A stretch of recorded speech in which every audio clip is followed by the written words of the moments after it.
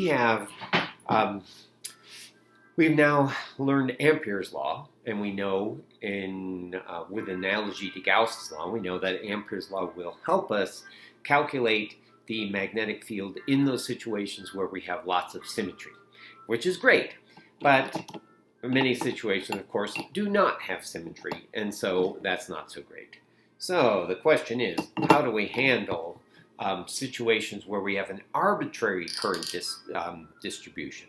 And you'll recall when we did electrostatics with the electric field, what we did is we relied on basically Coulomb's law, that Q1, Q2 over R squared times R hat would be, or proportional to that, would be equal to the electric field. And then that we could use superposition for to calculate that force between any set of charges. And then, of course, we said, well, let's look at the electric field. So we dropped the Q2 from that equation, and we just defined the electric field as the sum of all the Q sub i's over R squared times R hat. And so we just did a vector sum of all those things. Well, we've got a very similar law for here for, okay, we've got a very similar law here that will allow us to calculate the magnetic field for an arbitrary current distribution. And that is the Biot Savart Law. You don't need to remember the name. As a matter of fact, I never remember which rule corresponds to which name. I try to remember at least the rules, but I usually don't remember the names. But the important thing is what it is. And what it is that, oh man, now I hope I get this right. Mu 0 over 4 pi I dl cross R over R cubed is, and this is equal, and I'm going to go ahead, I'm going to use these two notations interchangeably, so I might as well get started doing that. This is equal to B. Well, what B is it equal to? It's only equal to the B of this little bit of current dl. And so we could also call this dB.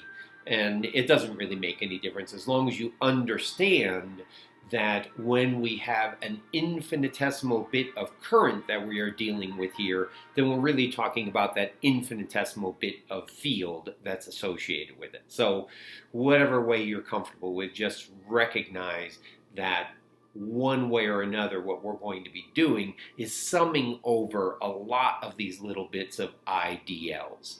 Okay, you will also see this written. As a matter of fact, I think our book writes it like this. You will also see it as mu 0 over 4 pi I dl cross R hat over R squared.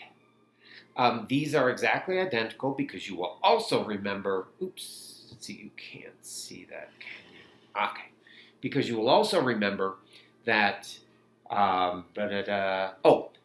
that R hat is defined as R over the magnitude of R.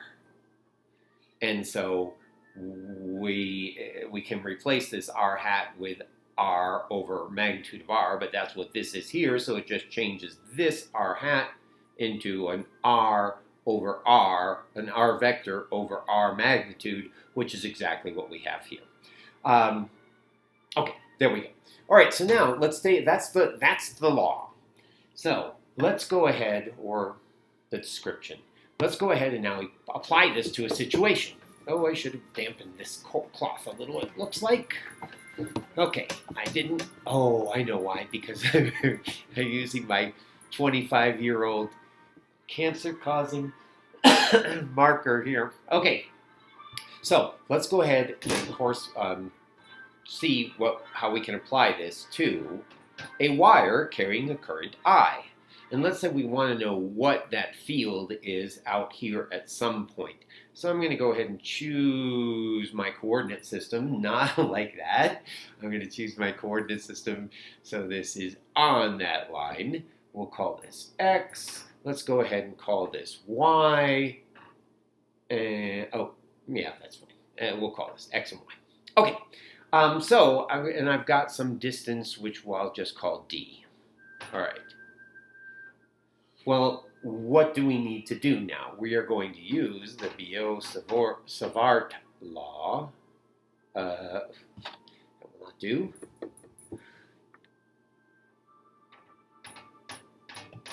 Okay, well, I'll just leave it. I'm just going to rewrite the law for now. dl cross r over r cubed. So that's what we know is, and I'll go ahead and use this dB notation right now. So that's what we know this is, and what does that reduce to us needing to know? What are we going to do? Well, what we're going to do is we're going to take some little bit of current down here, which is, once again, IDL. We're going to take this, and we're going to figure out what that is here. So we need to know the R between here and here. And then we're going to figure out what little bit of magnetic field that creates. And then based upon that, we are then going to say, all right, well, all we need to do then is sum over all these little bits of IDLs. And once again, of course, what that means really is we're going to integrate along this wire. All right, so let us go ahead and set that up. So what do we need to know in order to do that? Well, we have IDL, that's easy, and it's just in the y hat. So this is equal to I dy in the y hat direction, or the j hat, whichever you prefer. So we have that. So what's the only thing we need? Everything else, we know this, we're given I. The only thing we don't know is our R. Well, what's our R? Here's our Y, here's our X, and so R is just square root of X squared plus Y squared is the magnitude of R, and what is the vector? Vector R is just X, and I'm going to go ahead and change notation, X in the I hat plus Y in the J hat. Well, it ends up, that's not really true because we're actually, it's minus Y in the J hat because we are going from here to here.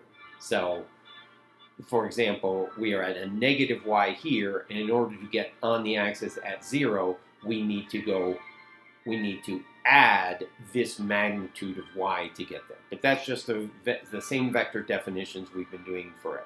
Okay, so, which you guys will remember is this point minus this point, right?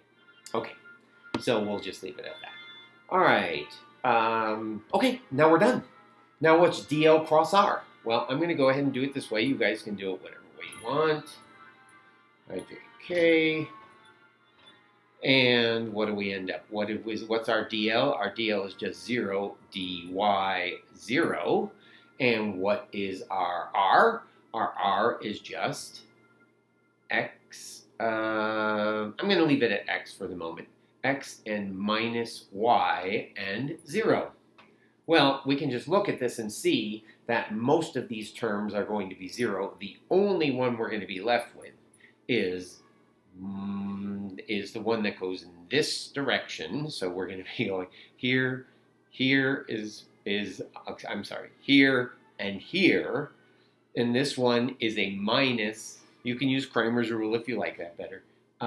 Minus X dy in the k hat direction. And everything else there is, all the other terms are going to be equal to 0. So let's go ahead and just think about that just for a second. This is a wire. Right-hand rule, what does that say? The right-hand rule says current's going like this. Therefore, we have a magnetic field that circles around it in this direction. And what is that going to be here? That is going to be in the minus z direction. I hope that works for you guys. For me, X, Y, Z, that might look backwards to you, but it's only because you're looking on the back side of what I am writing. But you can work it out for yourself on paper and see that that indeed is what we expect in the minus k direction. Okay, so now we're done. We know what dl cross r is, and we know what r is. So I'm going to go ahead and let's see. We'll do it step by step here. I'll erase this stuff. And I'm going to switch pens because this one is stinky, even though it appears to be somewhat legible. Let's go with, let's see what happens with this. All right. Okay, so now what do we need to do? All we need to do is just integrate this. I'm going to go ahead and write it like this to start with. We're just going to integrate this dB over everything. So we have 4 pi I. We already know our dl cross r is x dy. We know our r cubed is x squared plus y squared to the 3 halves, because it's the square root of this is r, and that's cubed, so we have that to the 3 halves. And we know this is in the k hat negative direction. So that's our dB. And let's go ahead and make some simplifications of pull constants out and stuff like that. Okay, so first of all, x is equal to d, right? It's a fixed location that we are a distance away from this wire. So we're going to replace x with a small d. I is a constant, so we can pull that out. These, of course, are constants. So what are we left with? We are left with minus mu 0 over 4 pi I times d, which I can pull out because that's a constant. But now I have dy over x squared plus y, d squared plus y squared to the 3 halves. And this is in the k hat direction, but I'll just remember that for now. Okay, so now all we need to do is solve this integral and we're going to be done.